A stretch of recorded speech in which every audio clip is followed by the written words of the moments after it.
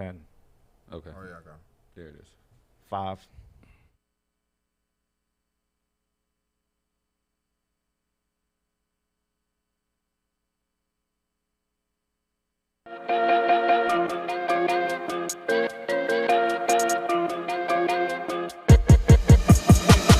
Like that, you always know I'm starting 5 seconds early, and we're back on YouTube. Brandon Marshall sitting here in the I Am Athlete studio down here in sunny South Florida, and you guys didn't hear my intro because I'm always on time, and being on time means you're early. So I said something dope before the show even started, but I'm down here in sunny South Florida with my boys, Bici in the booth and Andrew out west.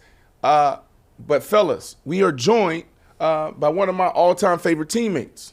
What, you going to keep going? Yeah, show him. Don't show him. Yep, take him off the screen. Take him off the screen. You blew it. Take him off the screen. This gentleman stands at 6'5", 320 pounds, and is the only man to play for more NFL teams than I have, okay? This man ran a 40-yard dash. I don't know why the hell I don't even know why he ran the 40-yard dash.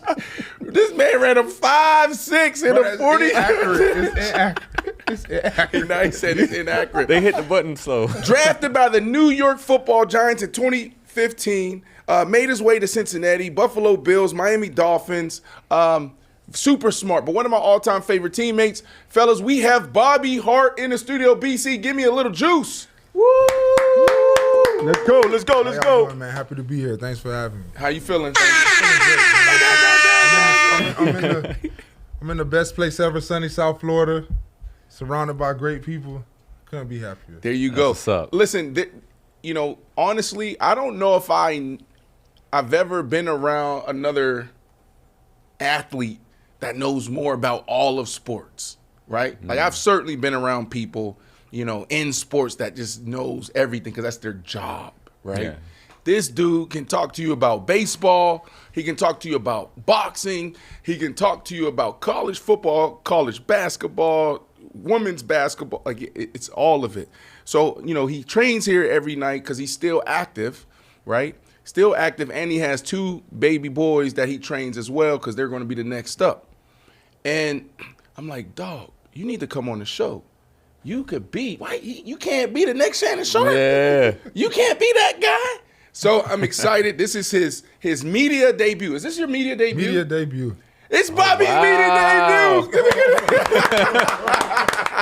There we go. Yes, sir. Yes, sir. I love it. I love it. I love it. I love it. I love it. All right, so we got an action-packed show for you guys. We're back on YouTube. We haven't been on YouTube in a couple of months. Very impulsive, very spontaneous. Walk in the studio 10 minutes before the show. I said, BC, how long does it take to get on YouTube? He said, Let's go live. A couple of minutes. Well, get us on YouTube. And he says, I don't have a thumbnail. Well, what the hell is a thumbnail? That title. I said, you know what? Just put fuck Draymond. Not like F you, Draymond, but like, damn, Draymond, what is going on? Again? Right. So there's so much to talk about. Throw it to Andrew. Andrew, get us into the show. I got you. So we have the latest incident of Draymond being Draymond. Green was ejected 4 minutes into the game last night after he received 1 technical foul and then another for arguing with the officials. Steph had a look of emotional disbelief after Dre was booted from the game, then went and scorched the earth and carried Golden State to a win. Listen to Steph after the win. What did you think of the Draymond injection? All I said is we need him. He knows that. We all know that. So whatever it takes to keep him on the floor, he'll be available. That's what's got to happen. So, Bobby, you watch basketball. You watch basketball more than me and maybe even BC in the booth. What's your reaction to this? When you saw this, watching the game, what did you think? Here we go again. But I kind of feel like Steph too. Like, damn, Draymond, we just got out of a situation, and you about to put us in another one. Right. So you definitely need him, like you say, the fire and the tenacity that he brings, the field, the court general that he is. He makes everything go. Takes a load off of Steph, but it's like Draymond, you can't do it again. And you see him. I'm watching the game. You see him getting into it. He's like, is he going to do it again? No, he's not going to do it again. but he did it again. Oops, I did. But as a team, and this is an interesting conversation, and later on in the show, and Christy, I see you. TB, I see you. It's been a minute. You know, we just did a little pop-up, being spontaneous and a little bit impulsive. Let's go on to YouTube. Now, we got a lot of stuff we've been building and working on from an infrastructure standpoint, so we'll certainly be back on YouTube, but now is not the time to announce any of that, but enjoy today. Bobby, later on in the show, we're going to have Dr. Blaise. Dr. Blaise is a world-renowned psychiatrist, okay? He's a doctor at Harvard, and he travels around the world teaching dialectical behavior therapy. He's the guy that helped me back in 2011, or part of that group. And every time something happens in sports, the mental health, like the doctors and clinicians in the mental health community hit me up and say, we got to help them. Like, well, y'all the doctors to me, we got to help them. What am I going to do? So he hit me last night, and I wasn't watching the game. I didn't know what was going on. So I obviously jump online. I'm like, damn, Draymond, same reaction you had. So I'm like, Doc, well, you want to talk about it? You want to come on? So he's like, yeah, no problem. So later on in the show, right around 1 p.m., we'll have Doc come on. But Bobby, you from down here in South Florida. Down here in South Florida, in the sports world, produces dogs and tenacity. Mm-hmm. I mean, you're one of those dudes that have that switch where when you're on the field, you can turn into just a different person, but then off you turn it off, or you straddle that, you get close to that line. As a teammate, seeing Draymond like this and understanding the culture that we come from a lot of times in our makeup, is this one of those moments like, all right, man, we're done with Draymond? Why are you looking at me like that? That's because you said done. You can't. No, we're not done with Draymond. We're not done with him.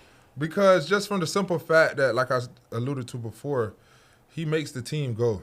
You know, he if it's a guy going off on the opposing team, he's the guy who says, I got him. He's not scoring anymore. He may, get a little rough with him.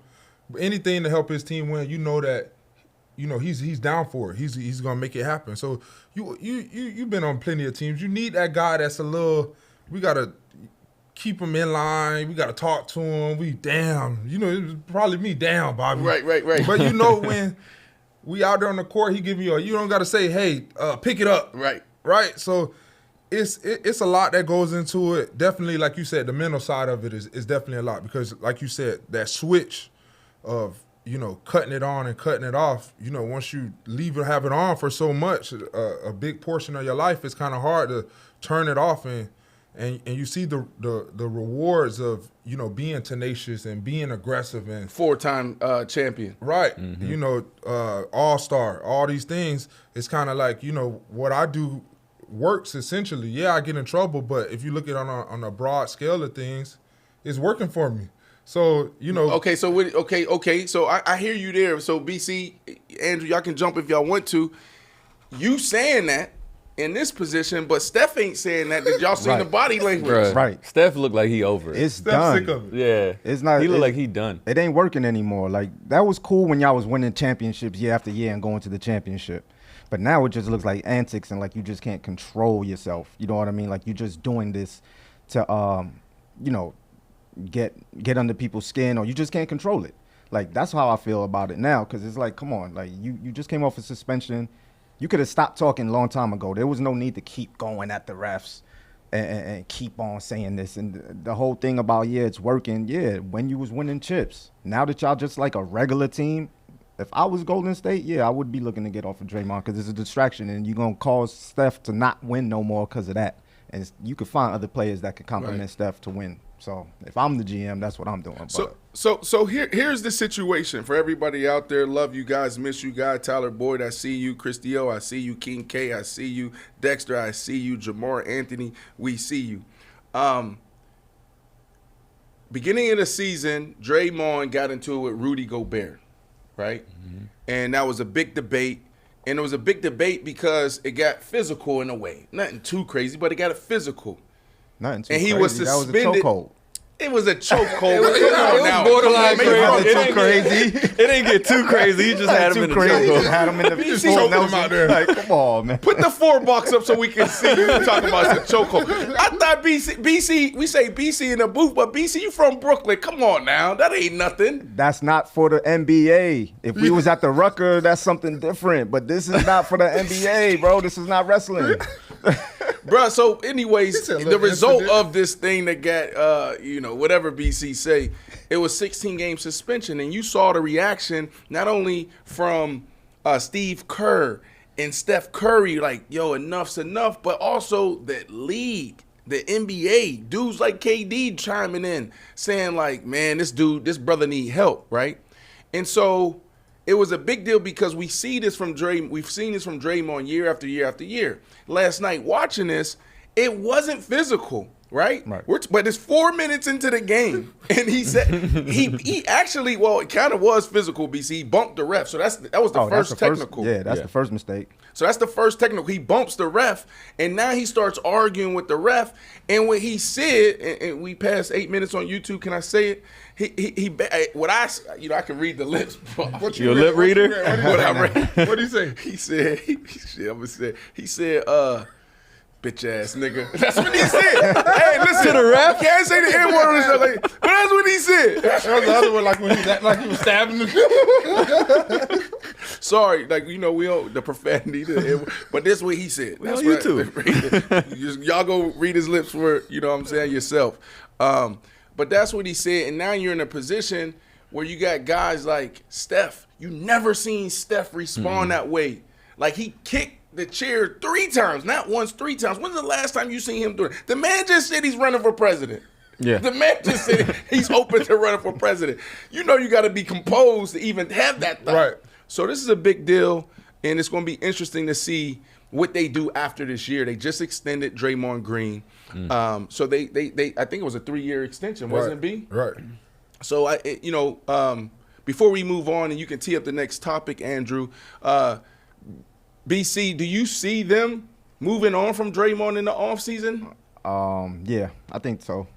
I think they found a way to get out from the madness. If you want to like save your franchise, and when I say save, he's not destroying the franchise, but the perception of the franchise is being tainted by his actions and his inability to control it. Like, he didn't have to keep going. It wasn't that serious. Like, yeah, you jawing with the refs.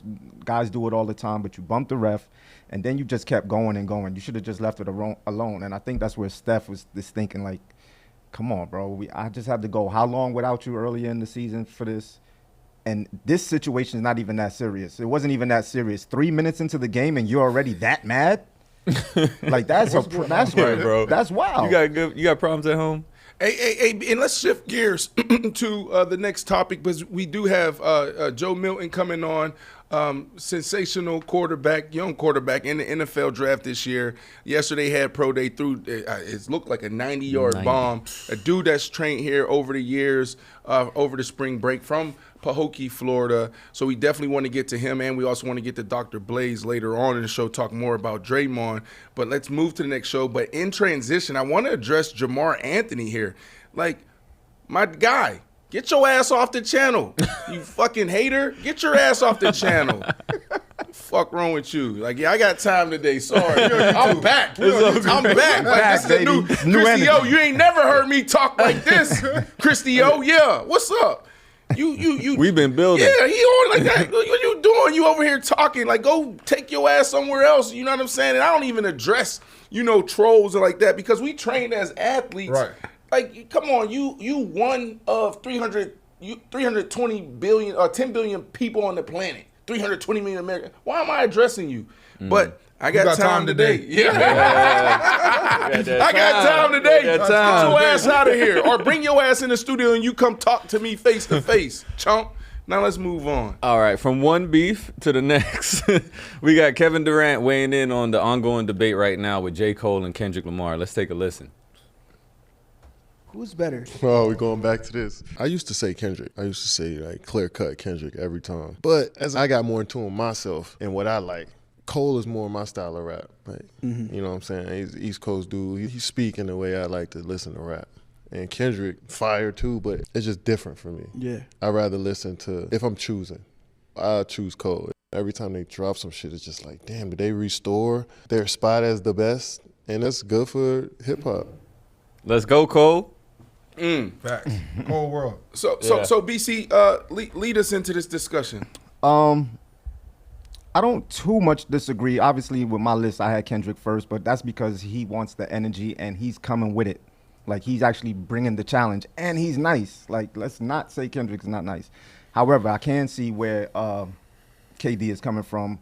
Cole is dope, and he's more consistent, if we're being honest. Like, he's consistently been dropping. He's been getting on features more now, bodying people on their own songs and stuff like that. So I'm not mad at what KD said, you know what I mean? But for me right now, I need to see a response if we talking about head-to-head. Musically, yes, of course. Obviously, you know, Cole's doing a lot of things outside right now. He's on tour with Drake, and they outside, and they're more visible.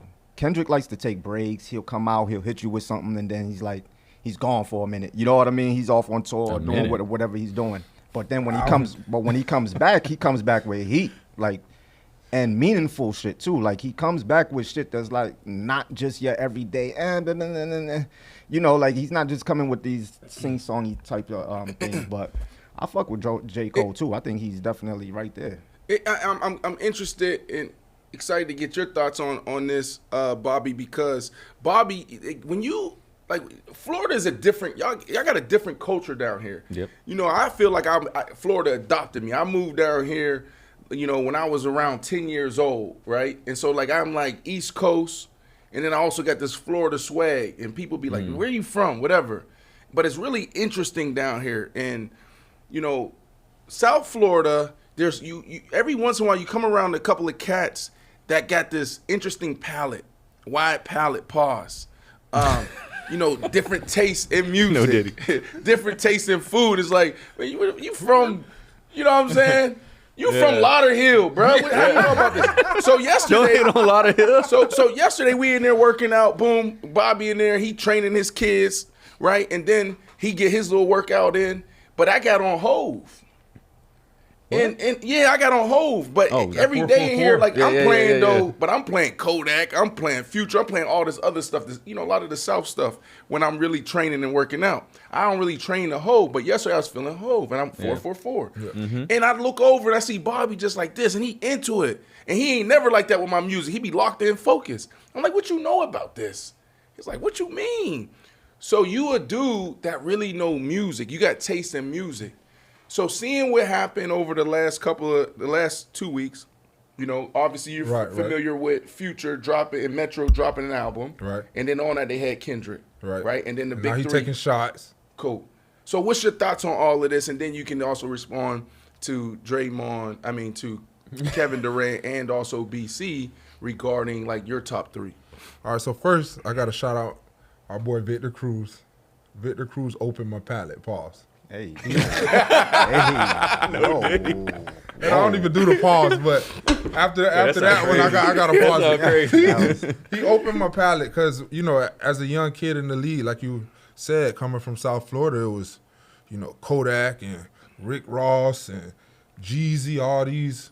And I was like, you know, Jay-Z is trash. Right. That's how you was thinking. That's how I was feeling. Jay-Z is trash.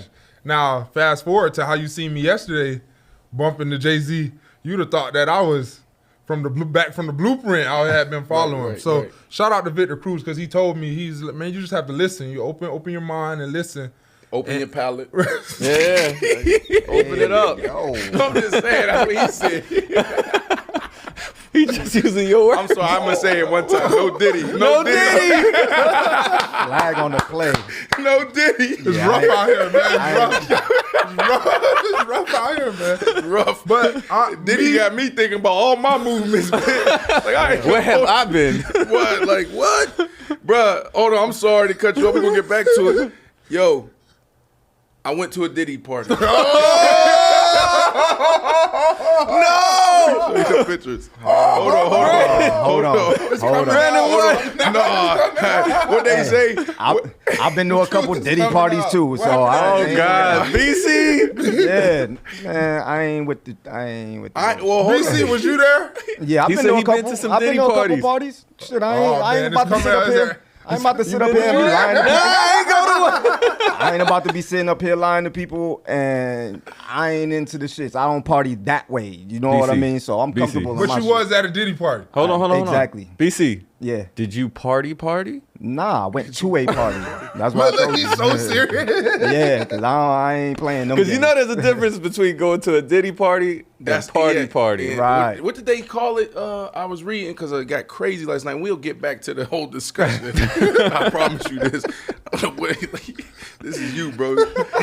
Like I'm trying to pull up these pictures that I never posted. So like, anyways, I'm living down in Miami on Fisher Island. Did he live on Star Island? Right? And so to get to the island that I lived on, you got to take a boat over there, okay? But we drive around and, listen, inspirational purposes only. Fisher. Yeah, you know what I'm saying? Fisher Island. We work hard. Yeah. Right? So anyways, you got a golf cart. So then I take the golf cart, get on the boat, go over there, and then you just go over the causeway, and then you go, to Star Island, where, one of the houses they raided. All right, y'all look at him like, where is he going with this story? Yeah, I'm cool. You know what I'm saying? So anyways, someone hit me up, promoters like, hey, it wasn't Diddy or his people. It was like, hey, we're throwing a party, hosting a party, pool party at his crib. This is last summer. So I'm like, okay, I'll go. I go over there, and it's a vibe. It was dope, right? Daytime party, everybody in the pool, boom, boom, boom, boom. And my cameraman was with me. Keon was with me. Boom, me snapping up. Boom, I got some fire pictures, right? And at the time, like Diddy making a comeback. He popping, launching new Brother Love. this and all of that. So I'm like, cool, it's great content. And for some reason, I never posted it, right? And so I say that because I'm messing around because everybody now I'm replacing pause and all the other stuff with no Diddy. And we got to navigate through that because I don't know how I really feel about it, but it is kind of interesting. I ain't going with that. I ain't going with that one yet. Yeah, so I went and I cleared it, because now the report, I cleared it. I don't even know about all this other stuff happening. So I cleared early, go back to the crib or whatnot. But it's, so I'm cool. Oh, so you left early. Yeah. I left early. Yeah. But I've been in one Diddy party. And it was cool. He was cool. You know what I'm saying? But what came out yesterday was, man had cameras in every room. Yep. Hundreds of cameras. Yep, I heard right? about So that. that was a part of the updated lawsuit from the producer. So it's going to be interesting to see because they're saying like a lot of people could be implicated. This stuff come out. Politicians, artists, Athletes. et cetera, et cetera, et cetera. So it's messy, and I'm leaning in this because we do have to be careful how we move, and we got to be smart because shit always come out and come back. But, Especially in this age, it's like, no pun intended, there's cameras everywhere. right, everywhere. Like your phone, Yeah. the rooms, parties. Definitely at Diddy's crib. So Be mindful. be mindful. Be But mindful. getting back to, sorry to cut you off. Get Okay. back to Now, Cole or Kendrick? I got to go with Cole. And that's not diminishing Kendrick because, like BC said, man, I feel like he's just like a diabolical genius when he does come out of his rabbit hole and when you really sit there and listen to what he's saying and how he's piecing things together like a puzzle. But as far as like just a listen, and I'm biased, man. I've been with Cole since the warm up. Yeah. So I've been listening to Cole for a long time and just how it was different. Jeezy, and Plies and all these Florida rappers is more so about, trapping and hustling and all this stuff. Cole was more so like empowerment. substance. Yeah, like just substance. He's speaking about, real life things that, a teenage kid can relate to. And, the good beats and, like songs like Love Yours, like Right. things like, Simba. yeah. Simba went hard when it first came out. Right. Yeah. It's so much that, and I feel like I kind of grew with Cole, so I'm a little biased. But like I said, it's not to diminish Kendrick, because Kendrick in his own, like, what's the album with the band on it? What's that? Good Kid, Mad City. Good Kid, Mad City, man. Like, That's a classic. Come on, man. Here's what I say, before we BC, don't get there too quick now. Like pause, no Diddy. But before we throw to our next guest, you know, let me intro it, okay? Yeah. Okay. But we can get his thoughts on this for sure. I feel like this whole competitive thing that's happening between the big three is going to push hip hop forward in a good way. If they embrace it, like if they see this as a moment, like this is really powerful. I don't know if we've ever seen this in hip hop. BC, you know it. You're a culture contributor. I don't know if we've ever seen this. You talking about Drake, Kendrick, and Cole? Yeah. I mean, we all battle, like can potentially be battling out in almost in like just in a competitive way and not crossing the line. We had it back in the day, but it was more subliminal. It wasn't like that, like Big J, Nas, like they all was kind of cool, but they were going at it for King of New York. Like it was a thing, you know what I mean? So we've seen it, but not really in this age where you had like the top of the top actually, you know, challenging each other. I just feel like we're not really going to get that challenge because Cole and Drake is buddy now. So we're not really going to get the one-on-one type of thing. But they can. Like that's what I'm saying. That's what I mean. If they see it as an opportunity, right? Like, and I also would throw some OGs in that. There's some reports coming out that's saying that Lil Wayne saying like, well, what y'all talking big three? Like, let me get into this as well. Wayne's still around. I would like to see Wayne added. I would like to see Hove come back out. Right, and be a part of it. Like, and I want to see battle. Let's figure out who's the best right now. Hove is above all this right now. He don't need to do nothing. No, yes he do. No, he do. No, this is hip hop. It's about You gotta get in. He Can't just sit from the sidelines and say, of course, look what I've done. Right. No, but it's not his generation. Or retire. Say you retire. Oh. Yeah, he's retired. He's out of there. No, he ain't retired. They saying he working on a project right now. Hove is not in this conversation. First of all, none of them, they not even seeing that guy. They not seeing old Hove. New Hove maybe, but they not seeing old Hove. Lead this for the young boys that's all in the same age bracket and doing the same things. Like Hove, he's out of, like he's already on the upper edge.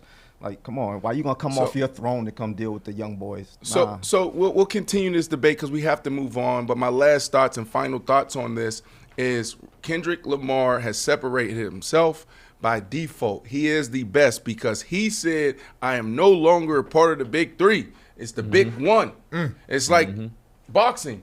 Yeah. The belt is vacant. You got all these heavyweights there. You got 3-4 heavyweights there. And nobody's saying I'm the best. Yeah, everybody's saying I'm him. I'm him. Yeah. And now until they respond, he's him. He's him. That's how I feel. Give me something. Give me something to go off of. They have to. Only thing I got is what K-Dot said.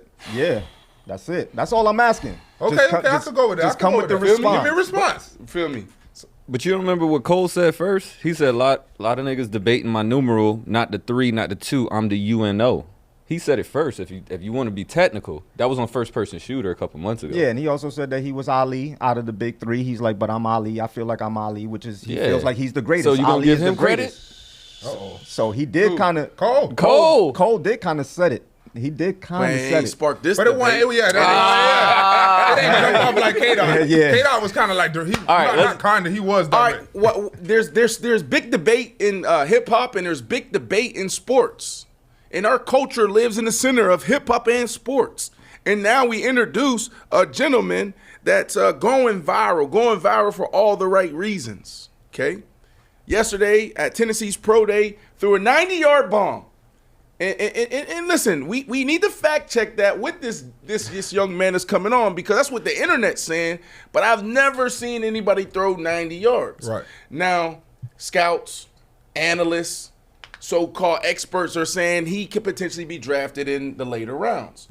But this is someone that I've been admiring and watching from afar for a couple of years, back when he was at Michigan. And I'm like, that like Cam Newton out there. Transfers to Tennessee, has a great career, right? And now he's in the draft. And to me, we could be looking up in a couple years saying, how did everybody miss on him? So this gentleman from Pahokee, Florida boy. You heard Dion, Florida dogs. Right, and you heard Cam Newton say Florida really ain't like that. So I do want to get your thoughts here. Oh yeah, we definitely got to go there. Yeah. Hey, himself, Joe Milton. How the heck are you, brother? What's going on, man? I'm doing good. How you doing? We doing great, bro. So, welcome to the show. It's a blessing to have you, especially as somebody that I've been connecting with over the last couple years. And then your spring breaks, you'll come down and bless the facility, train, and do all of that. Okay? And we're super excited to talk to you about Pro Day and this video going viral and just your thoughts on the draft and where you could potentially land in that landscape there. But just in this conversation, you heard us talking about Kendrick Lamar. You heard us talking about J. Cole. You heard us talking about Drake. What's your thoughts on all this? Have you been keeping up with this? Do you have time to keep up with this as you're training for the draft? Nah, man. To be honest, I don't. I don't keep up with it. I'm not big on social media for real, man. So I don't be keeping up with it. You ain't seeing it? Do you listen to music? I listen to NBA YoungBoy. Oh man! Oh man! Oh man! Is that a problem, Bob? It depends on how serious you taking the words. Yeah. Nah, man. Nah. It ain't no. I don't listen to the gangster stuff all day. Do you listen to any Cole? No Cole. Oh, wow. K-Dot? What was that? Kodak. Oh yeah, I listen to Kodak. For sure. Okay, I know exactly where he's going. Okay. You listen to Big X, The Plug? Nah. Damn, I thought it was all Boss Southern. Man D-Lo. I know like 2 songs. So who's your favorite rapper? NBA YoungBoy. Trying to get him off, but he. So, bro, thank you for coming on the show. No problem. Talk to us about your pro day yesterday. How far did you throw this ball? Do we have a video or anything to show? Do we have anything? Let me see if I can grab that video. Okay, but talk to us about this video that's going viral. Like, how far did you throw this ball? To be honest, I think it was like 85, 86. Man, what's the farthest you've ever thrown? 93. That's crazy. You almost threw the whole football field. Do you know if Go ahead. Do you know of any other quarterback that's thrown that far, or have you ever seen it? No, I haven't seen it before. I've seen it for myself, yeah. Bro, you played with Josh Allen. Can Josh Allen throw 93? No, I seen Josh do some crazy things, but not 93. I never seen him try. I wouldn't put it past him though. So talk to us about Pro Day yesterday. So for everyone out there watching, obviously you guys are sports fans, so you know this. But Pro Day is a day where you're on campus and everybody's there, right? Like everybody's who's draft eligible and ready to go to the next level or trying to get to the next level. And then you have, coaches, general managers, sometimes even owners there scouting and just, watching and evaluating our college athletes in transition. And so yesterday Tennessee had it, and it was awesome. It's one of the best pro days from a quarterback that we've ever seen. And so how do you feel about, yesterday, and what are you hearing from people around the league? I feel great about yesterday, man. Thanks for Tennessee for hosting it. Just being an alumni here and coming back, seeing all the young guys, how they keep just looking up to us and how we prepare every day in and day out, how we show up, how we show out. But thanks to all that. But yesterday, man, I feel great, man. Was throwing it, felt good, felt great, body feel good. Weighed in a little bit heavier, but it's all good. I get back down to 235. That's easy. But other than that, man, it was amazing just to be able to go back out there with my guys that I threw to last year and the seasons before. But just to get those guys the opportunity to show up in front of the coaches, man, that's all we asked for. What was your measurements? Oh, here we go right here. This is at actually the Combine. NFL yeah, that's Scouting easy. Combine. That's effortless. That's perfect. In Indy. He's just flicking the wrist right now. Showed there as well. This is fun. And it's unbelievable. And so we're watching this now. Oh, you waited. Yeah. What's impressive about the last one was the show off the ball. These are his There we go, folks. And we always talk about timing, right? So this is what they're looking for. It's like, yeah, we want to see you throw it, but also how do you adjust throwing to new people? So this is impressive. What was your measurements yesterday? Like you said, you came in heavy. So can you tell us about height, weight, and all the other stuff that they evaluated? I didn't do measurements here at Pro Day. I did them at the combine. My measurements were 6'5", 3/4. My hand was a 10'2", and my height was 6'5". 6'5". Did you run a 40? Yeah, I ran a 40. I ran a 4.5. You ran a 4.5. So Bobby here, can you guess? So Bobby played Bro, it's not for accurate, 7 man. teams. It's not accurate. Drafted by the Giants down here in Lauderdale, Florida. Okay, was it 2014 you came out? All 14. ACC. Went to Florida State, right? Big time offensive lineman, Florida State. What'd I run? Can you guess what he ran? 6'5", 6'5", 320 pounds. What did he run his 40 in? A 4.6. 4.6. No. That man ran a 5.6. Bruh. Hey, listen. Joe. It's inaccurate. You know, the man went on Wikipedia. So what You know, was anybody put it on Wikipedia. I think I'm like 5'2". Yeah, you athletic. You was moving, but 5'1". that 40, you gotta get better. Yeah, I tried to help you out, man. Yeah. But let me ask you this. So you said you're trying to get down back to 235. We see that you have an elite arm, but like past the present, who would you make your best QB comparison to? Nobody. Ooh, We've never seen it before. 1-1. No, you gotta explain. Go deeper. No Diddy. I just feel like what I bring to the game, what I do, and the things that I have shown to the people that done played this sport with me at this level, like they done seen the real Joe. And it's not gonna be too long for the real Joe come out. It just takes time. That takes time with playing. And I had dealt with some injuries in my career, but it's just part of the process, part of life. Things gonna happen. God not gonna give you the straight path. He's gonna give you some bumpy roads, some little obstacles in front of you, but you just gotta overcome those, and then the bright light at the end.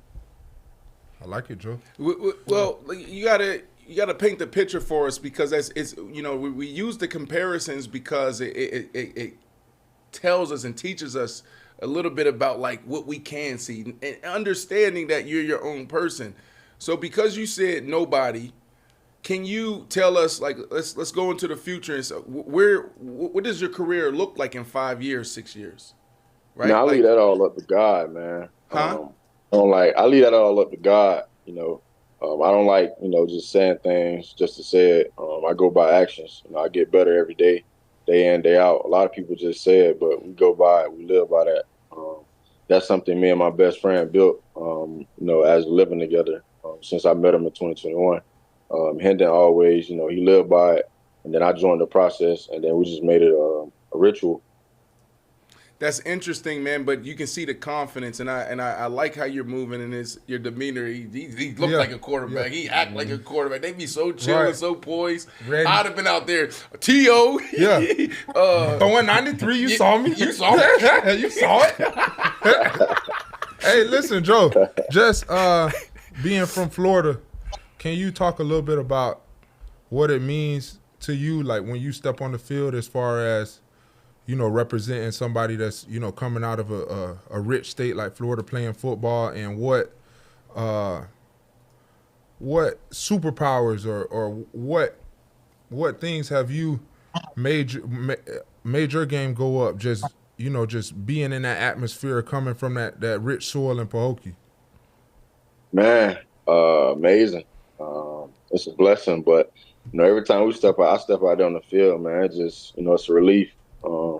Nothing else matters. No family issues, no anything outside of football don't matter. Only thing matters the game at the time, and how much fun can I have today. That's all that goes through my head. I thank the Lord multiple times, no matter what. Even if I get tackled hard, just thanking him that I didn't get hurt, no matter what. And then coming from Pahokee and doing it, man, that's all we know. Just football. If you from Pahokee, you know this. Shout out to everybody in Pahokee. If you play football, or even in the past or coming in the future, you know this. The only way out of Pahokee is football. You can't get no basketball scholarship. You can't get no school scholarship. Only thing is football. Like, that's all we know. That's all we ever gonna know. And looking to change it, man. I got my major in history, so I'm just looking to change all of it. Did you grow up chasing rabbits?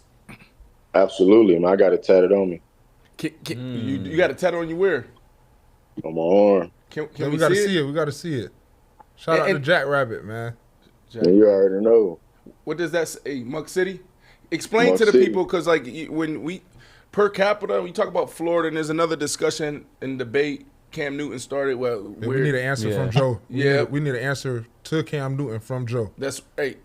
I like that. Yeah. And then Dion came in. He pushed the conversation forward. But when you think about Florida, to me, Florida is the best and the richest, right? We got the best everything, man. We got the best football. We got the best women. We got the best food. We got the best soul food. We got the best seafood. Shoot, what else you want to name? We got do we hear you saying, because Deion Sanders and Cam Newton talking about what state has the best football players? So we hear you saying is Florida is number one? Florida's number one. Florida's number one. And there's also an argument, that's why I said about Muck City is like that might be the from per capita. Oh, per capita, for sure. You know what I'm saying? Damn, man, I'll give Louisiana. Like New Orleans, Shreveport, all that. You actually, I did the research. You know who per capita, who's number one? Mississippi. Oh, man. Mississippi. Jackson? I'm not just the state. Just state, Mississippi. For all sports? Yeah, but it's like, it's, and the way they looked at it was how many guys, because there's, like what Joe said. Joe just said, we got the best this, we got the best that, Like, well, what goes into this, right? What's the formula? The way they looked at it was how many guys get a scholarship to college to play college football. Right. That's the measurement stick, right? And Mississippi was number one. Shout out to Mississippi. Because, Florida was so big. You got to put, Florida, Cali, Texas, like so massive, so many people out there. No, that's good. Like, I agree with Joe. I agree with you that Florida's just special, something different. The culture is just different. You go to Little League games, and it's packed, and you got guys, Yeah, you know how it goes. Yeah. Decent weather almost all year long, so you can play train. sports. No, it ain't no decent weather, man. You tripping. It ain't no decent weather. So it's great, huh, Joe? Nah, you don't know when it's going to rain. See, I only say decent because it's hot as hell like 9 months out the year. True. But That's it can be sunny and still raining, though. Or it could be raining, and it could be raining on one side of the block and not be raining on the other side. It's crazy in Florida. Like clouds have like a direct line cut off. So we know you're deep into draft preparations. So we don't want to keep you too long, and we're thankful that you're blessing us with your time. But we do have maybe 3 to 4 more questions.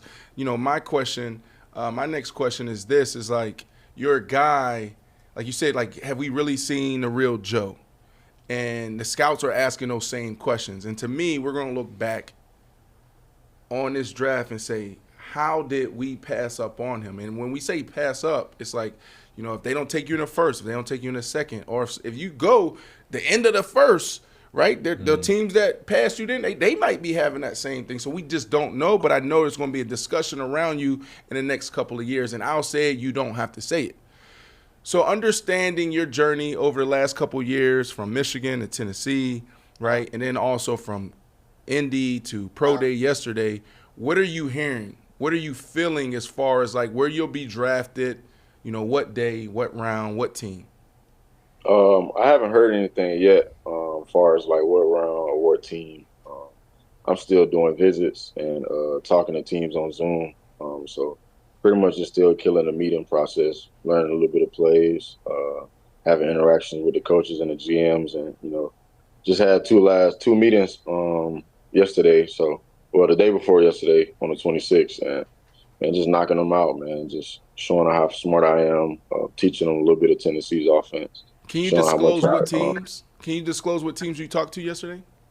The Raiders and the Patriots. Raiders and the Patriots. Interesting. That's good to know.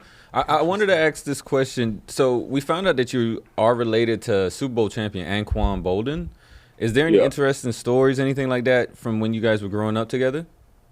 Not really. He was always busy, man. It was Yeah, he was always busy, but all the events he had, the Q81 events, I was always there. But I'm not one of those people that was in the shadows of all the famous people. Mom didn't really let us outside for real, so I pretty much watched everything from either the window or on TV. So I didn't really have too much people to look up to. I got it off the muscle. I think that speaks to the confidence and the independence that you could clearly see with Joe here, even just as he speaks. 100%. And the more you talk, man, like the more I'm like, I kind of dig, bro. Right? Meaning more so from at the quarterback position. It's like I had 17 quarterbacks, and you're different. You know what I mean? Like we were saying, I threw that thing 93, this and that. Quarterbacks, you got to be so poised. You got to be so calm, collected. And you got to meet people where you're at. You got to manage up. You got to manage down. And so I see it. You can see it. You can feel it. Does it make you feel some type of way when your name is not called? Because everything that we're saying right now is J.J. McCarthy, Jay Daniels, Caleb Williams, Penix, right? Drake May. You know what I'm saying? But we're not saying Joe. Nah, it's cool. I mean, I look at it as, man, people from my hometown thought I wasn't gonna make it. So as far as other people talking, it don't mean no harm. I love. All right, now so you played in one of the best conferences in college football, Joe. So my question is, I got a couple questions. Which stadium did you like playing in the best? What team was the hardest team to play? And where was the best parties?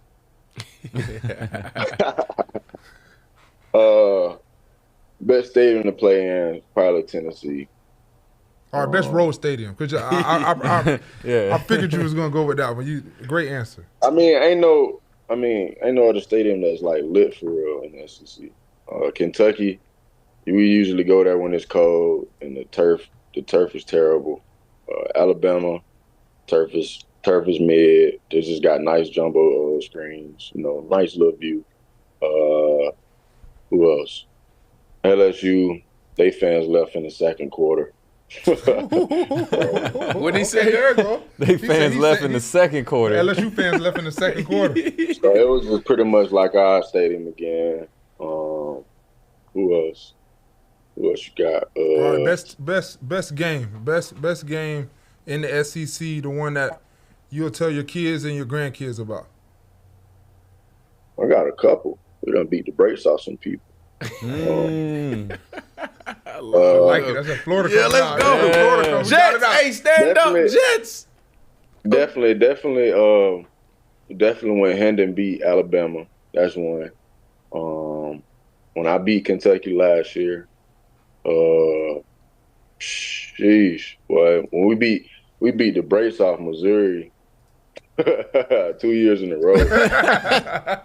I'm sorry to laugh. We calculated up to like almost 80-some points total in 2 games on them. That's probably crazy. up, for real. I hear you talking about Hendon a lot. I was in Detroit with Hendon. Can you just Who's elaborate? Hendon Hooker. Oh, the quarterback. Yeah. Oh, yeah. Just elaborate on y'all relationship. I heard you say that's your best friend. Just as far as how he's helped you, and the role model he's been. Just being able to go through the process before you. Do you guys talk, or just how the relationship is? Yeah, man. I don't feel like blood can make us any closer. We both had the same life, just a different point of view. Like, he's the middle child, I'm the oldest, so you get to see life in different perspectives. So we just basically help each other out on that aspect of it. And then as far as football, man, we always challenge each other. That's something that we built. That's something that we just live by. Cause he's very competitive and I am too. Like, our first interaction when I first got here was on a basketball court. It wasn't even on the football field. It was a 5v5 and it turned into a 1-on-1. Just competing, just challenge each other every day. Day in, day out, and then just helping each other out. Who won? In basketball, the first game I won. And then second game they won, and then I started busting them threes. It was a little bit over with. So you're a hooper. So can we get a basketball comparison? Hold on. Give us the basketball comparison. 230. Yeah, right. It's almost LeBron right there. We did a KD, I ain't LeBron, no Paul George, Draymond Green. Draymond. I can dunk though. I ain't gonna say I'm a hooper. Okay. Fair enough. Yeah. We gotta let you go here, but while we're letting you go, just let us know, like, or can you look into the camera, speaking to all 32 teams, and can you just say, like, man, I'm Joe Milton, and this is what you're going to get? For sure. Man, to all the 32 teams out there, this is Joe Milton. You're going to get a dog, you're going to get a leader, and you're going to get somebody that's going to win, make you a lot of money. Everybody want them rings, so let's pile our fingers up with them rings then. Joe Milton, everybody. Yay. Appreciate you, bro. Best of luck. Yeah. Hey, bro, thank you, man. We really appreciate you, and good luck to you, and really looking forward to, watching your career. Really am. Best of luck, Joe, No man. problem. Keep Appreciate making it, Florida man. Thank proud, y'all. man. Yes, go. Peace, big homie. Muck City. Yeah, Muck. All right, bro. All right, appreciate it. Bro, you gotta describe to these people about, like, the quarterback's demeanor. Like, you know what I mean? That's it's everything. so different. Right. All of them. I feel like you just, at quarterback, you can't get too high, you can't get too low. Because you get too high, you throw a touchdown, 90-yard bomb, let's say you 90-yard bomb, you feeling good. The game's not over. The defense going over there to adjust. And then you come back and it's 2 interceptions. Now nobody's talking about the great day that you had. So, or vice versa, you start off the game, 2 picks, pick 6, and you go in the tank. Or you could make a story. You come back, you throw 4 touchdowns after you lead your team to victory. No one's talking about those 2 interceptions. They're talking about the resilience that you had, the mental fortitude that you had to keep pushing forward. So never too high, never too low. And you have to know that the entire team is looking at you, how your demeanor, and everyone's going to take on to your characteristics. Correct. And the only thing I wanted to throw this at you too, the vibe that I'm getting from him, and also just the stats. He had 7 rushing TDs last season. Jalen Hurts. Okay. Oh, your demeanor. Comparison. Or demeanor. Yeah. Stat, like, For you sure. get what I'm saying? Yeah. Like, that's interesting that you went there, because I was going to ask Bobby that. He didn't want to give us a comparison, and he's like, no, it can't. But you, from afar and what you know, what do you think that comparison is? That's a good one, Jalen Hurts. That's a good one. What do you see from him? As far as playing style? Like, just the whole package. The personality, the demeanor. Because I ain't vibe with the kid that was drafted Tennessee last year, because when he started eating mayo. And doing all the weird stuff. Yeah, it's like, I don't know if I want to follow that guy. I hit up somebody in their organization high up. I was like, I don't know, what y'all think? Oh, no, he put mayonnaise on apples and... He put mayonnaise in coffee. You stirred seen it that? and drank the whole cup. I didn't see that. You didn't see that? I seen he put mayonnaise on... Yeah, he It was was something weird. Yeah. It's just like, what are you doing? Yeah, clowning. But comparison... not as far as the demeanor, it's kind of tough, but like I'll say like a Cam, like just first as far as like watching him, like the way he throws it And the confidence. the confidence that he has, he feels like he can do whatever. You say, we beat the brakes off people, man. Like Yeah. and he's serious. He feels that. It was very genuine. Right. So as far as like a Cam Newton, and then you watch him play. Like you say, he had 7 rushing touchdowns. He throwing the ball 90 yards. 90. So with ease. And we saw the clip. It's like, so it was effortless. You're a smart guy, bro. Like, super smart. Dude, I really, really, really respect. Played 13 years, played with some amazing men. Pause. No Diddy. No Diddy.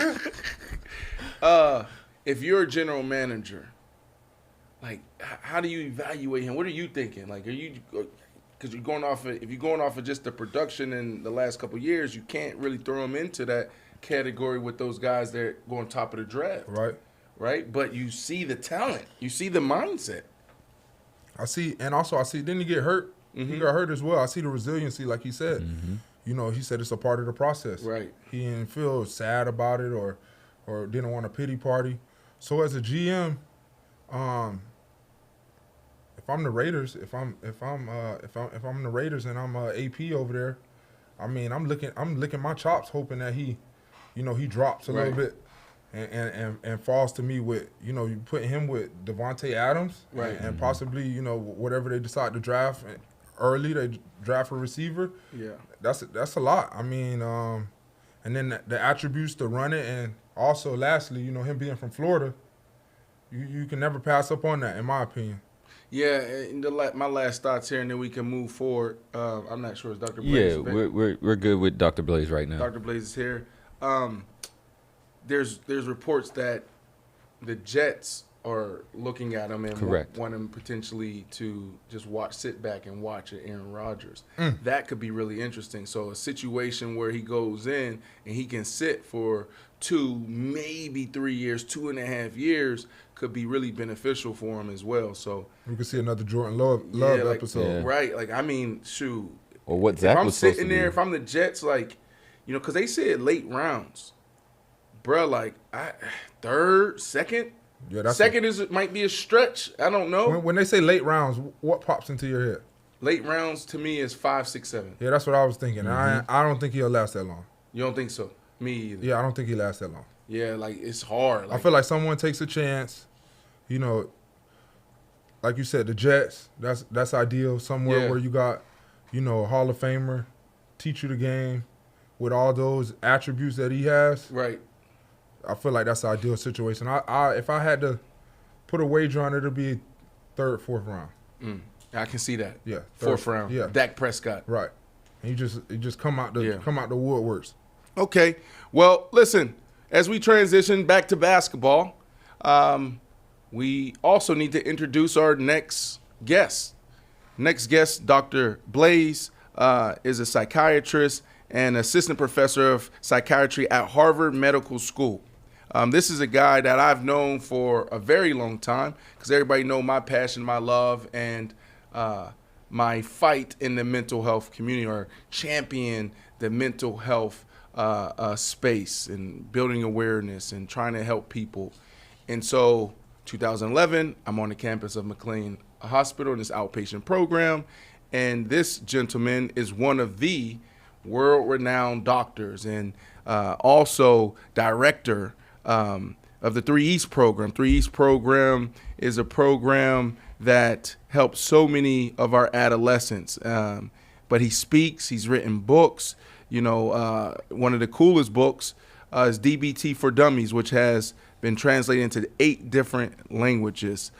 He lectures around the world. I mean, he's just like, when you think about, so when I look at mental health and I look at these clinicians, I look at them as like superstars, right? Or there's levels to it. And so in sports, he's like, he would be a all-pro, future Hall of Famer because he's still active. Yeah. That's who he is, okay?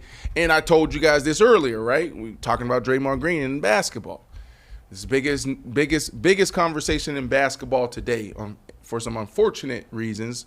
Not so bad as what happened at the beginning of the season, but what happens in sports sometimes when we have interesting things come up, I have people like, we should say something, we should do something. Doc hits me up last night. He's like, man, we got to help Draymond, right? And I'm like, would you come on the show? Let's talk about it. Because that's my thing, too. It's like, you got to look at certain things and patterns. It's like, all right, well, what's the trends here? You sit back with curiosity. And so I wanted to have this conversation with Doc. Dr. Blaise, welcome to the show. Thanks so much. And I am like the future Hall of Famer. Whenever I walk around with you, people always ask me, who's that guy with Blaise? But it's just a fantastic to be with you, Brandon. You're just such an advocate. You're just so charming. It's just impossible to lecture with you because I don't think anyone listens to what I have to say. There you go. Well, listen, we got to keep this going because there's a lot of conversations that we can have in sport around mental health and performance, and then also just culture as well. So I don't know why it took me so long to call you or invite you to the show. So last night I'm sitting there and I'm like, I get this text and it's like, let's help Draymond. And I'm like, shit, you're the doctor. You're the doctor. Let's have a conversation. You lead. Right. But I didn't even know, Doc. I didn't even know what was going on, right? Like, I didn't watch the game. I wasn't on social media, so I didn't know. You're the one that forced me to go to the internet, and I saw what happened. Mm-hmm. Now, let's go back. Beginning of this year, Draymond Green, and we know Draymond Green can be volatile at times. He's been ejected. He's been suspended in the past. He's, also won multiple championships and definitely declared as a player. Going down as one of the best defenders ever. Okay, but the beginning of this year, he gets into a physical altercation with Rudy Gobert, suspended 16 games, and now the whole sports world is reacting. Like, he needs help. He needs that. Whatever. So he's come back, been a little chippy, but he's been good. Right. Last night, they're playing. It's a big game. Like, what is it? Less than 10 games. They go to pitching. This is the beginning of the season. There's less than 10 games left, I believe, in the NBA. And Steph Curry, and we're talking about dynasty, and this is a special moment. But they're fighting for a play-in. Right. They're fighting for a play-in, so they need Draymond. And he bumps the ref. He gets a tech. Now he starts arguing with the ref. You got Steph Curry sitting in the middle like, what are we doing? Like, stop. And it's 4 minutes in. Don't forget that. 4 minutes in. It's not the fourth quarter with 2 minutes left. It's 4 minutes in the game. Yes, right. And he gets ejected. He's walking to the locker room. You got Steph Curry kicking the chair. He didn't kick it once. He didn't kick it twice. He kicked it 3 times, right? And that says a lot. And then you also have your head coach after the game say, he deserved it, right? And so now we're here again. Mm-hmm. And so I wanted to bring in Dr. Blaise. And when I really tell you he is a Hall of Famer, and I really tell you, like, he's one of the best in the world, the best in the world, best. I want to get his thoughts and have him navigate us through this conversation. So, Doc, what are you seeing? When you saw that last night, what came to mind? One thing I think is, like, all you professional athletes are under so much pressure. I mean, it's not like his story is necessarily that much different from somebody else's. You're getting media and all of this sort of stuff. But the reactions that you have aren't the same. So, you think about someone and they've got a skill set. Like, I don't know how to play football or basketball. I would need to learn those skills. Now, most kids as they grow up, they learn the skills of how to control their emotions and how to control their relationships and stuff like that. But it seems to me, given the things that have happened with Draymond, and to your point, like, what an incredible basketball player, but that's his skill set. The skill set that he doesn't have is how to control his emotions. And most people don't think about, well, how do I control my emotions? So if you're upset, maybe go for a walk, or sometimes you have a beer, or you go and you do something. But in those moments when he gets really, really upset, he explodes. And in his brain, what's happening is that is the single most important thing in the world. Like, nothing else seems to matter. And then he gets so reactive, and then he does the things with the stomping, the Rudy Gobert and Jordan Poole and Nurkic and other people like that. And it's just an incredible, sad thing to see. And I think that the public generally says, like, okay, well, that person's a superstar. They should be able to do everything. But we can't do everything. We can only do the things that we can. I really respect Shaq. I think that what he says is pretty incredible. But I think he made a big mistake when he said, Draymond Green, there's nothing wrong with him. He's a great guy. I have no doubt that he's a great guy. But in those moments, he doesn't have the capacity to be able to control his emotions. And when he can't, bad things happen. And in his situation, I mean, he's got a lot to lose, but he's also got more than that. He's got his reputation, the image, what it says to the sport to lose. But I think, like, at some level, deep down inside, he has to be experiencing a tremendous amount of shame. And the other thing is this. Now, we heard that he got therapy. So, there's a kind of therapy they call talk therapy. Now, you could talk to me all you want. I'm not going to learn how to play basketball. The only way to play basketball is to put me on the court and teach me the skills. In the same way that talk therapy, you just listen. But with skills therapy, it's like, I teach you, when you're having this experience, this is what you need to do. And so I think that he needs a skills-based approach to deal with what's happening in his brain at that time. So that's so interesting, and I can relate to that. First off, hopefully you guys know my story. I talk about it often and anytime I can. You know, I've been in similar situations, and this is why I'm passionate about it. But as an athlete, I can relate to what you just said, right? It's, you know, talk therapy. It's just like we're just, Bobby, in a film room drawing up the plays, talking about our philosophy, et cetera, et cetera. But then now we got to go out to the field and practice those things and perfect them. And so that's where that skill set come in. So I'm glad that you broke it down that way, and hopefully people took something from it. Now, you got something? Yeah, Dr. Blaise, my question is, you said about the skill therapy. How would you facilitate those interactions? You know, without you say when he gets mad he can't control it, right? And then if I'm talking to my therapist, it's more so in a controlled environment. So how would you work on that? Exactly. So imagine that you're just learning how to swim, and I take you to like a kiddie pool. But now you've learned how to do that. So then I take you to a bigger pool, and then I take you to a lake, and then I take you to the ocean, and so I make the conditions more and more difficult. It's the same thing with almost everything. You learn how to sprint, and you learn how to do 50 meters, then 60 meters. So one of the things that I would do is I would actually start off by teaching the skill, and then try to put him in conditions that are going to activate the skill. Maybe I would say something that would upset him, like I'm going to try to get as close as I can to the situations where he gets upset. But here's the other thing is, one of the things that we do in my work is that we do what we call chain analysis. So if you were to take the 4 situations where he's been ejected this year, you will begin to see a common pattern. And the common pattern is going to be something where he believes very strongly that he is wronged.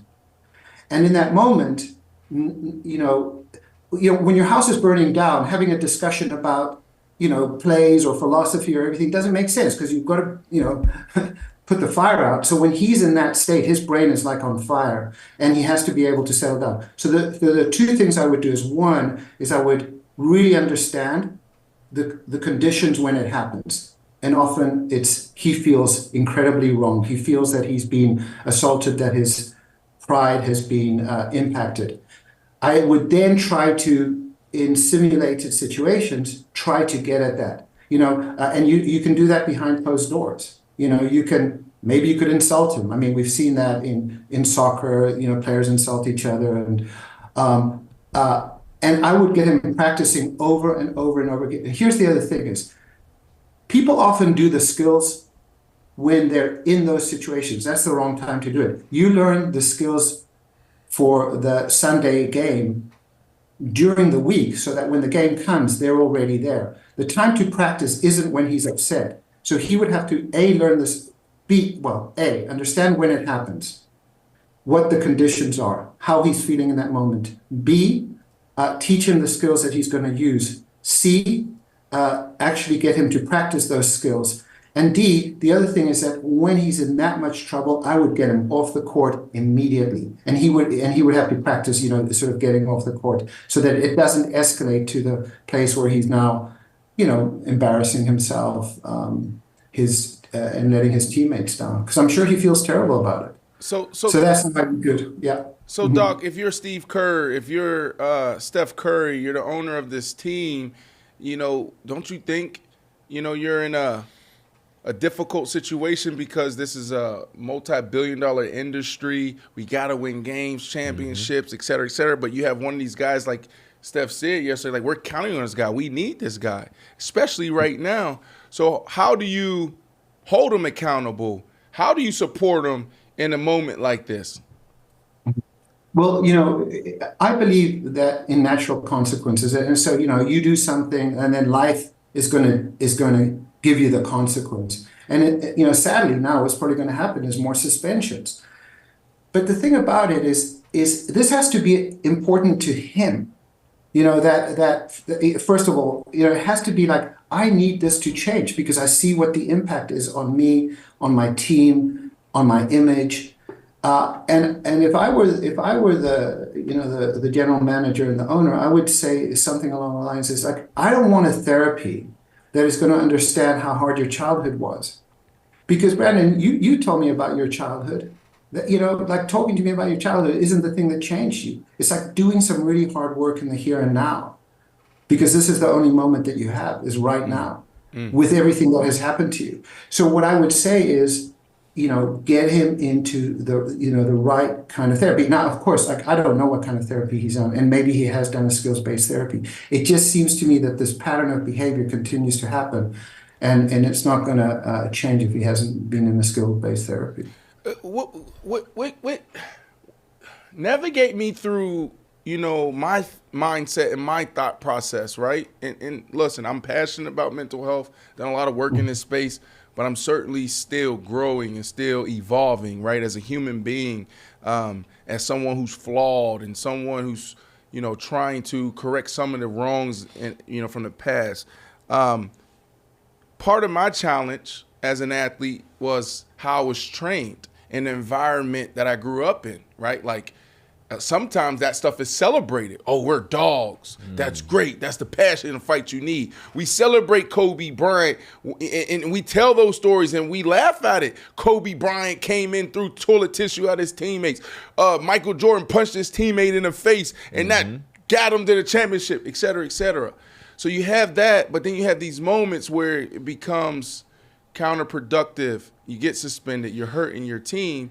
So in a lot of ways, it's like, I guess what I'm saying to you and asking you to help me navigate through is like, I find like the guys like that, and even myself at times, that's what makes us great, that passion, even sometimes rage, right? We're willing to keep going when everybody else is ready to stop, right? And so it makes you great from a skill standpoint and from a sports standpoint, but in life, in your personal, it affects you. It hurts you. Yeah. Well, if you think about it, if you think about fire, what do you think about fire? Well, the fire that cooks your food is also the fire that burns your house down. So how do you take? Say that one more time. Say that one more time. That was deep. The fire that cooks your food is the fire that burns your house down. There's no distinction between that fire. And, and it has to do with kind of a degree of intentionality. Like if I'm going to think, okay, like I'm going to go into the locker room, I'm going to throw toilet paper at them, or I'm going to channel this fire that I have within me for purpose. But what happens when you see with Draymond, it's not like he says, okay, at 4 minutes, I'm going to get ejected. He's not channeling anything. He's probably calm until that moment. Maybe he's fired up because of the competition, but then he can't stop it. Then it suddenly escalates. And I think that's what the difference is that, that is an incredible fire that you all bring to that moment, but it's much more channeled. It's driven by purpose. It's driven by a future goal. It's like, I want a championship. Choking someone out is not about wanting a championship.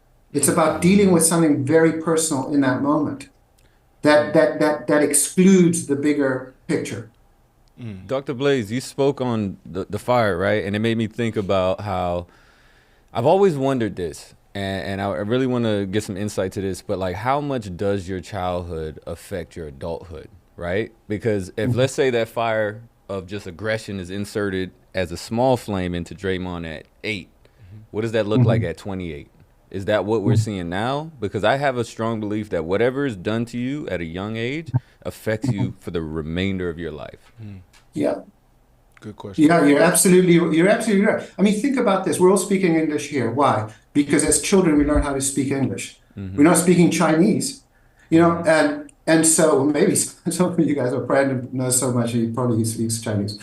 I don't know. But you're absolutely right. The brain, see, every single repetition of anything makes you good at that thing. The brain doesn't distinguish between whether it's good for you or not. So you take 1,000 shots at a hoop. You run 100 plays. You get good at it because through repetition.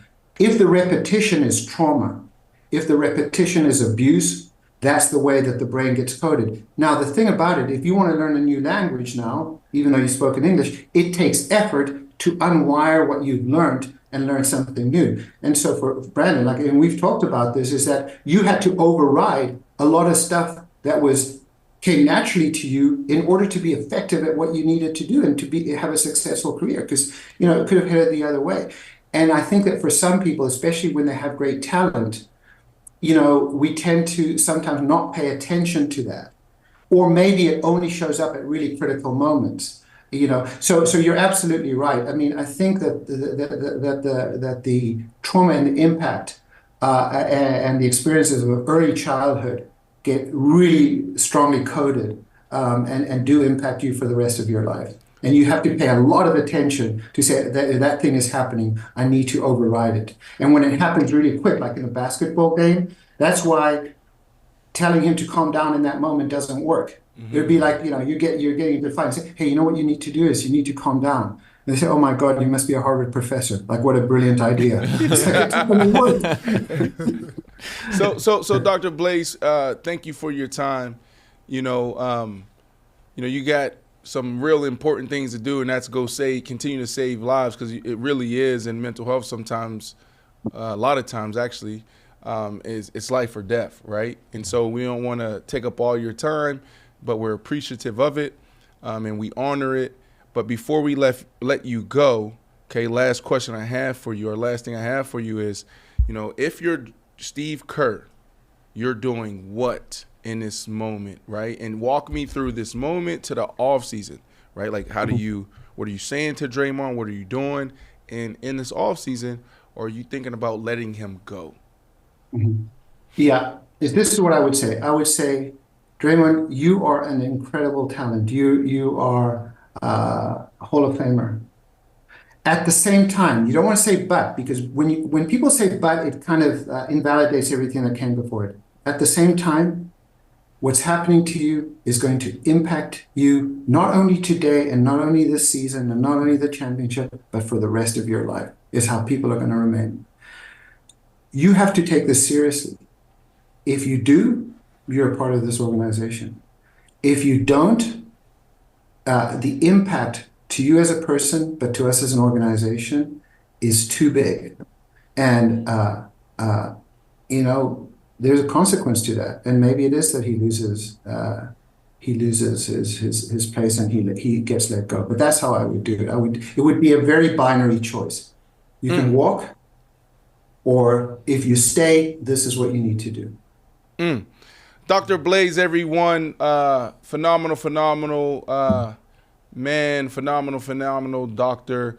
We thank you so much, Doc. We got to do this again, man. We got to do this again. Thank you. Thank you, Doc. Love you, Brandon. Love the show. Thanks, thank guys. you. Thank you for the insight. That's so good. Man, Doc, he dropped some jewels. Real one. Yeah. You say the same fire that you cook with is the same fire that burn your house down. Right. Yeah. That hit That's me. tough.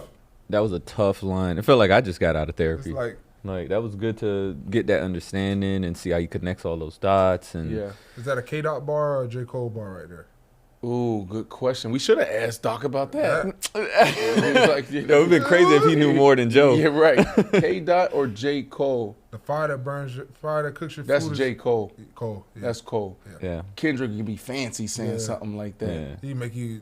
Triple That's on what he said. what they call it? Triple on Lil Wayne with it, what did they say? Yeah, that's J. Cole for sure. Dang. And we just need like a careful 30-second breather, right? tough. It was crazy, man. That was definitely a therapy session. Hey, Yeah, how felt would like he a said therapy it though? session. How would a J. Cole would have said it? Like, he would have said something like, hot. Yeah, fire within me. Nah. How would he Nah. say BC came back. BC, how would he say it? How would he say it, I don't BC? know, but it ain't like that. All right, what about this? Ooh. Nah. He said no. Cold world. Whole world. Cold world. Cold world. It's cold, but it's First of all, he would cold, have but it's gotta hot. have the Yeah, go to something. You want to something. it's a Cold cold world. It's cold, but it's hot. Fire steady burning. Fire In cooking fact, food. Until it's not. Say I'm hot. Yeah. Said he burn until it's not. So they say I'm hot and I'm the man. Same fire that burned down your house. Burn this down shit. your hand. Hold on, Bob. Hold on, Bob. Real quick. Go ahead. Go for the beginning. He might be on something. Cold world, cold summer. It's hot, but it's cold. Fire kick the food. Fire burn the stove.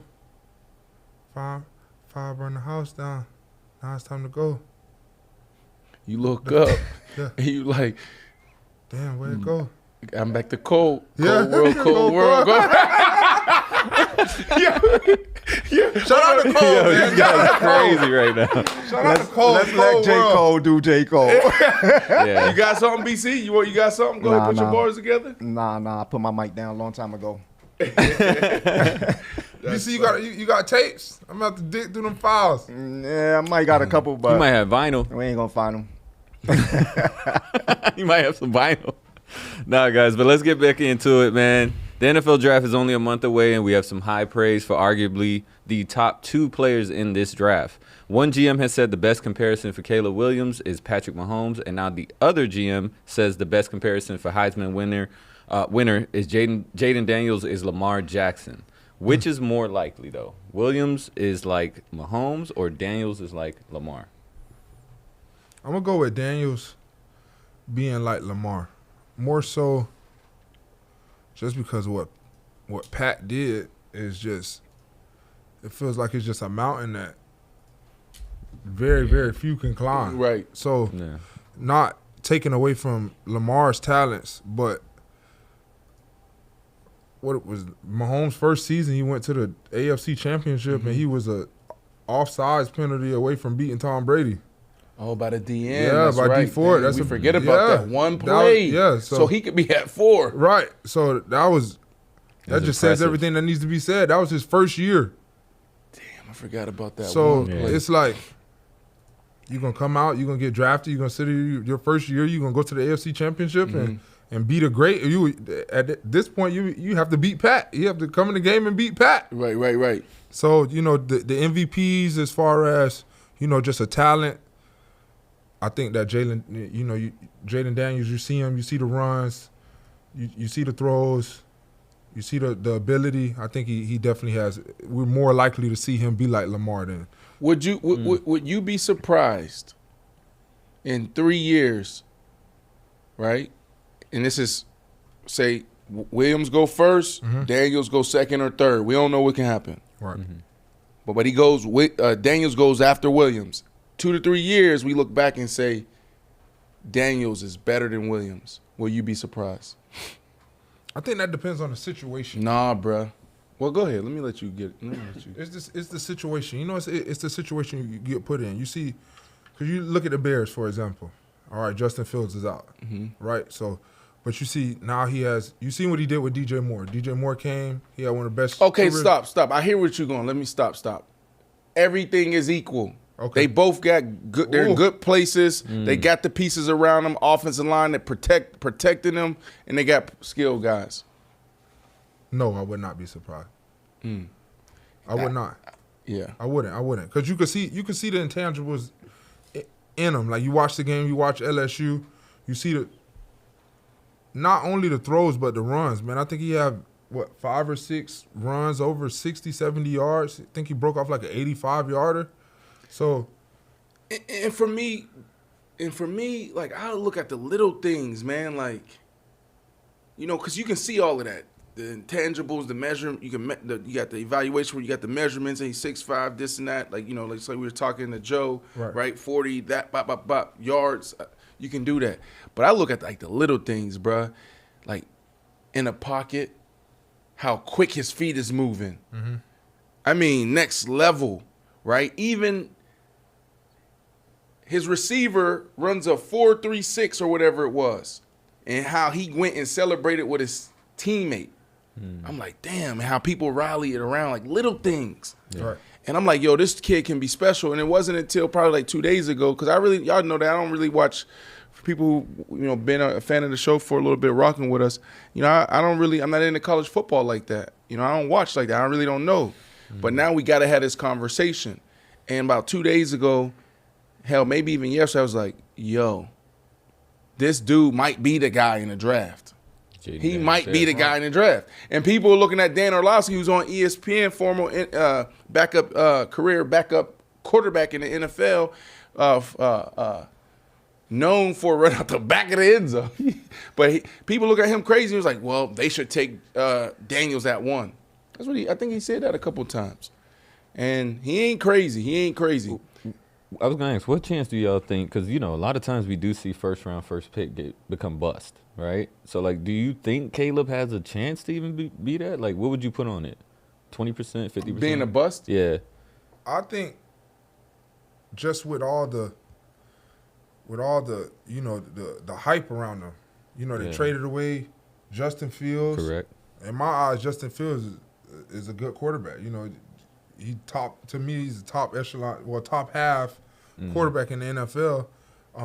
So him being traded away, you trade for Keenan Allen, and you say Caleb Williams is the guy. You got a big shoes to fill. Yeah. So I feel like that would be the reason why you would say bust more so than if he was just coming in as a number 1 pick to just a regular team. It's just that the Bears have done so much. They basically went, all in for you. Yeah. You got Keenan Allen. You have, you got the linemen. You just building around that. Dre Swift, right? Everybody coming in. It's like, all right, now here's the ball, Caleb. Go win us some games. Yeah. And the moment that it doesn't happen, it's like, hey, we gave it all to you. What did you do with it? Correct. If he goes 3-14 the first season or right, something. Because that's what I think Tad Prescott put on him, right? I think he said they're only going to get 3 games next season because he doesn't trust new QBs. It's tough, man. You see it year in and year out. That's why the question before with Patrick Mahomes, you don't see it too often. You just come in and you have that immediate success. Almost never. Right. So, and then you have all these, these outlets that are watching. It's going to be people that B word is going to be going around. Yeah. As soon as the stats not coming, as soon as the team's not winning. So it's definitely a big chance. But at the same time, that ceiling is definitely high. It's there for him. It's high for him. Yeah. Brandon Marshall here sitting in sunny South Florida in our studios, the back of House of Athlete. And we have BC in the booth, BC show. There you go, BC in the booth right there. Boom. And we got Andrew out west. And we got my dog, my brother. We got Bob the Builder, Bobby Hart, the only guy that got more swag than any receiver he played with. Yo, Bobby, I'm telling you, when I got to the Giants, we had Odell and them boys. He was dressing better than Odell and Sterling Shepard, dog. I was like, who is this dude? Young boy. Swag is swag. You know what I'm saying? And it just his confidence just through the roof. One of my all-time favorite teammates. So I'm excited to have you on the show. Finally, we've been talking about this for a couple of weeks. There's just an interesting opportunity that we have, Bobby, as athletes in transition in media, right? And it's not for everybody, right? You got to be something that you want to do, passionate about. But, this is Bobby's media debut. Right. And I just think that you are one of the, most knowledgeable athletes out there that know all sports. Few can talk all sports. I can't do what you do. You can talk all sports. Now it's learning the art and skill to communication or doing entertainment and TV. But just excited, for us to have you on the show. And hopefully, you enjoy, your time and you see the potential that you could potentially have in this space because you are dynamic. But it does take reps, like Dr. Blaise says. Right. So the skills. The skills. We can talk about it all we want, but that's right. I like Dr. Blaise, man. He made some great points. Right. Hey, Dr. Blaise made me like, damn, I need to have him as my therapist. Damn, Dr. Blaise, I need to talk to you a little bit. Right. Things to work out. Too. Start getting personal. Dr. Blaise, kind of make a little sense what you're saying, now. Right. I can picture us having Dr. Blaise on the show, and then we start saying hypothetically speaking, damn, man, ain't that your story, Andrew? I'm asking for a friend. Right. Yeah. What you telling me about that, Bobby? Right. No, but super dope. You watch college ball. We're talking about Williams and Daniels and Andrew. After this, you can take us anywhere you want to go. Yeah. But, bro, it's how do you describe this quarterback draft? Is it heavy? Is it deep? And you see a lot of dudes coming in and being ballers, or you see a lot of dudes overrated? What are you seeing? What you think? I think it's really deep because we're not talking about Michael Penix, who I think is, we could throw him in the conversation in my eyes with Williams and Daniels, just as far as like what he accomplished this year. Right. Granted, he had the offense behind him and the receivers and things like that, but he made plays all over the field. Then you got J.J. McCarthy, the national champion, right? We haven't said anything about him. The throws that he can make, how he will his team to a national championship. So I say all that to say this is a very, very, very deep draft class. And then we're going to have a Brock Purdy of the draft, someone who we don't know about that comes in and has that chip on their shoulder. So I think it's a very deep draft class. I'm excited to see what the guys, bring to the table. We got a guy throwing 93 yards who is projected as a late draft pick. That's why I said, what do you think when they say late? Right. So we got a guy that throw 93 yards talking about 5th, 6th, 7th round. So it's definitely a deep draft class, man, and I'm excited to see. I feel like the future of the NFL is in good hands with these guys coming in, man. You see a guy like Joe Milton, very humble. Seems like he has his head on his shoulders straight, ready to get to work, not bragging or boasting. Because like we said, man, I throw that ball 93 yards. You're gonna know about it. Right. It's gonna be everywhere. I'm gonna be talking about it and be excited. So I'm excited, man. I think it's a very deep draft class.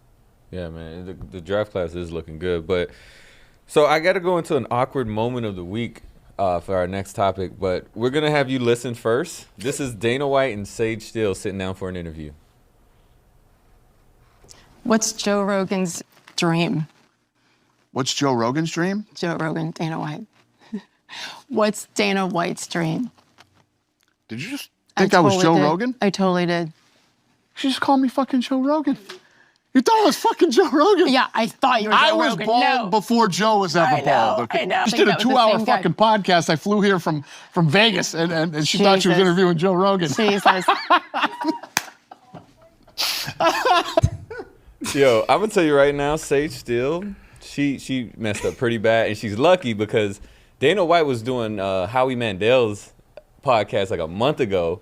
And they just started it. He was like doing the announcement like, hey, this is the president. And Dana just sat back and said, I can't do this shit, and walked out of the podcast. He just said, I'm overdoing podcasts. Hold on, what? Yeah. This happened? This happened. He was doing a podcast with Howie Mandel. Yep. And as he was introducing him, he just sat back and kind of like thought, contemplated, and was like, I can't do this shit, and just walked off set. That's crazy. Yeah. So he pulled the Rick Ross. I'm going to the bathroom. Yeah. It was like, hey, the boss got to use the bathroom. Never came back. But no, like, Sage Steele, she's not the first one to do this. And also, Joe and Dana White has spoken about this on Joe Rogan's podcast. That, like, they do look alike. I gave Bici some photos. They're both 50-plus-year-old bald white men with a 5 o'clock shadow. Not trying to say they look alike. But, I can see, like, they almost have the same, like, build. There goes Sage Steele with them. I do. But look at them side by side. At a glance. I do the same thing all the time. I can't tell them apart. I don't know. If you the put one them, at you told me the one at the bottom, is it the same person or? No, that's Dana White on the left, and that's Joe Rogan on the right. Yeah, like, I don't know these dudes, man. They look the same to me. I get it mixed up all the time, too. So, Sage, I'm right here with you. Like, I can't tell the difference. Right. And Joe Rogan's just like a broadcaster. He does color on there. So, this is hilarious to me. I'm wild over here. But they look alike, bro. They do look alike. This happens all the time. While y'all looking at Joe Rogan and Dana White, I'm Googling Sage Steele. I'm like, damn, how old is she? She 51. No way. And she divorced. I'm over here. I'm like, you plotting. I'm like, Sage looking good. Sage, 51. Yeah, y'all over here looking at Dana White. Yeah, she 51, looking amazing. Nah, she looks good for 51 for sure. Hey, but I'm, you gotta look at the ring, look at the hand. I'm looking at the hand. While y'all talking about this, I'm looking at the hand like, where's the ring at? Bad. But I love the moment when he's holding the cup and he's like, oh, you just call me Joe Rogan? Like, that shit's funny, man. Run it back one more time. She's like, yes, I did. She's like, you're right. But if you go on her page, What's Joe Rogan's dream? He's like, What's Joe Rogan's dream? Joe Rogan, Dana What's White. Joe Rogan's? What's Dana White's dream? Did you just call him? Think that was Joe Rogan? I totally did. You just called me fucking Joe Rogan.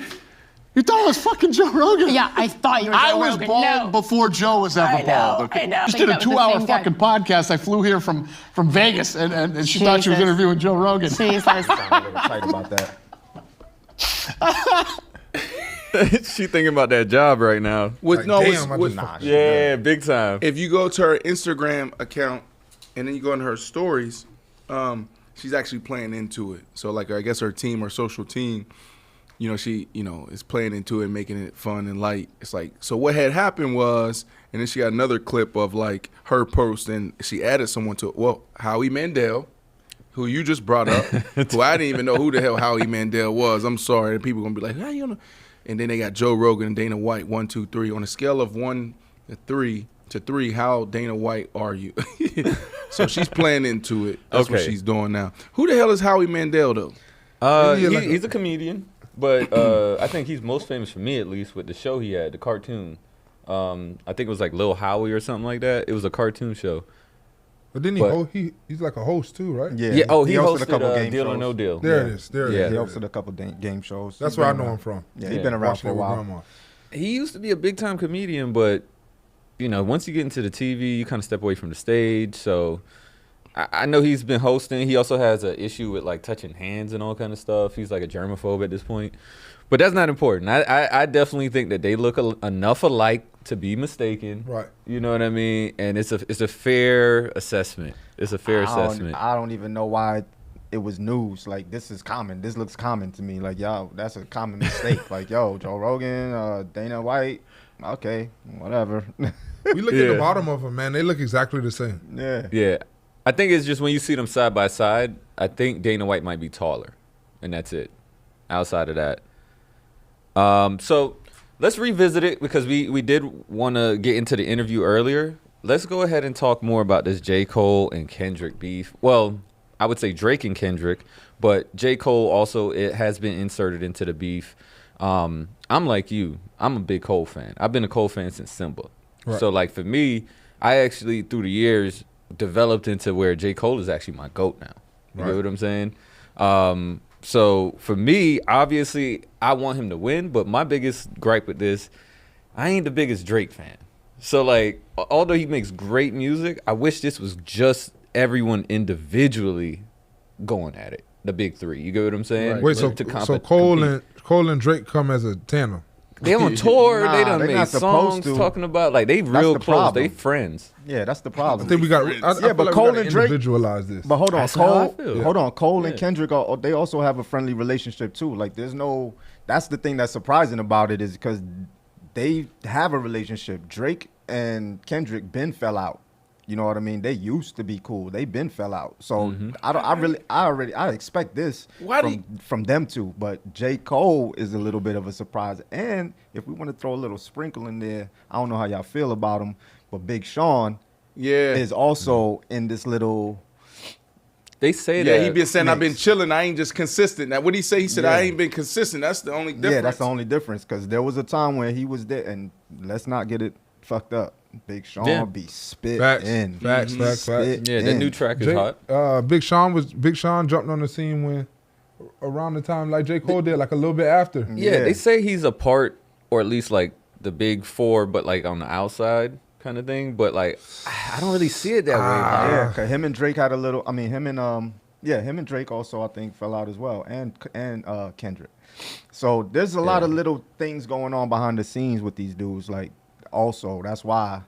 But Drake, boy, everybody's going at his neck. Oh, everybody unfollow Drake and what's that about? And then because Ross unfollowed Drake, and now last night Drake is Rick Ross driving around Miami, listening to Kendrick's verse. Like, what the hell is going on in hip hop? So I got a little information on that. So you remember a couple weeks ago when Ross was going around with a short-haired, light-skinned girl? This is like a month ago. Right. He was just literally taking this girl everywhere. Nah, that was his girl. His wife. No, that was his girl. That was his girl for like 6 months. But that was his girl. Exactly. That was his. Like, Damn, Ross. Yeah. Yeah. So, anyways, apparently they broke up like 3 weeks ago. No one knows why. And then, remember, Drake had the concert down here in Sunrise. So the other day on her reel, she posts a screenshot of her holding an envelope with the OVO owl on it with her name written in a heart. So what a lot of people have been getting at is the reason why you see so many dudes hating on Drake is because they think that Drake basically been fucking all these guys' girlfriends. And they tired of it. And they basically are teaming up to destroy Drake. That's what they think is going on. Why you look like that? Bro, that's what I've been hearing, bro. Like, this is all about the bedroom. That's it. About women. There ain't no real street beef or nothing. Nah, I mean, Kendrick, I think, wants competition. I will give him that. But I think everybody else involved is like on some relationship stuff. I do want to say this, and hey, I'm gonna have to had a team reach out and just let her know that, you know, we spoke on this. Yeah, it's like it's real kind of messy, but be careful here. Yeah, I know, it's because like whatever, but like it's crazy because the young lady you're referring to, you know, our studio, we also have a training facility. She also had a post from inside our facility. So recently she's, you know, team reach out, boom. Hey, you be careful, bro. No, it's just so messy. I don't even know how to talk. It's just like we really on some TMZ Breakfast Club. I don't want to be in no beef. Like, but no, let's move on. Let's just move on. This is lightly on this one. I'm just I ain't got nothing to do it. But I just think that, like, you know, for her and him, I think like what they had or have, because people don't know what's going on. Like, that was real. And you know, from what I know, she didn't go to the concert. I thought she said she had a great time on her Yo, post. let's move on, dog. No. I mean, when we in our Bobby! I'm listening.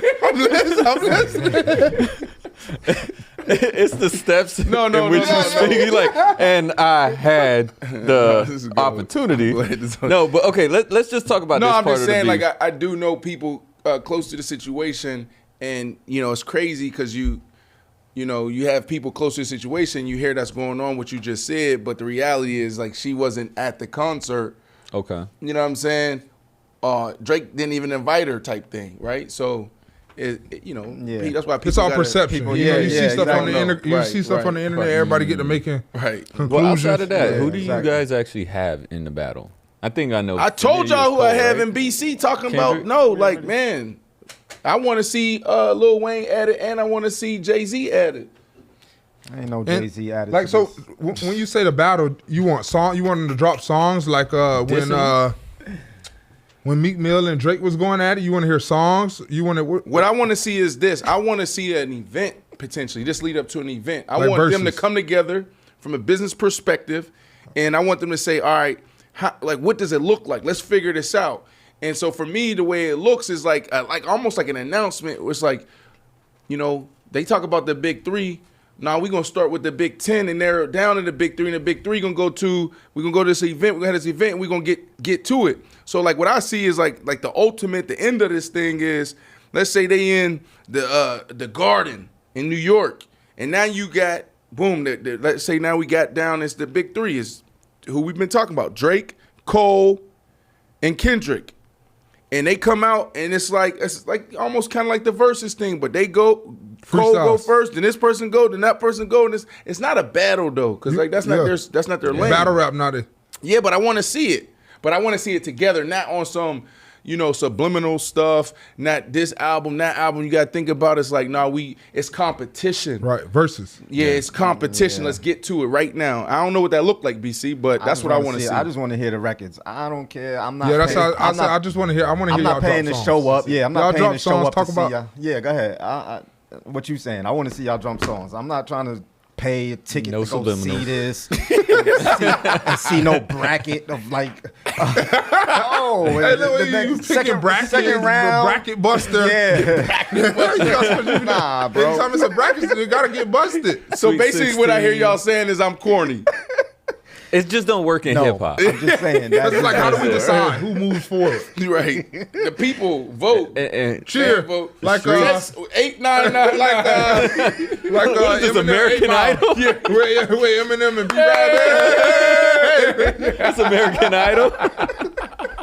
We missing Paula Abdul and Simon Cowell. Like, come on. Yeah, I love this. I want to hear what Drake have to say because we seen how Drake get down in these situations. That's the one thing we can't say. We ain't seen Cole or Kendrick really in this situation. No. You know what Drake do? Yeah. Yeah, Back that's true. to back. He nice with it. That's true. What he did to Pusha, what he did to me. Whoa. He ain't do nothing to Pusha. No. He ain't do nothing to Pusha. Pusha won that. Daddy But down. still, he had the content. He was in it.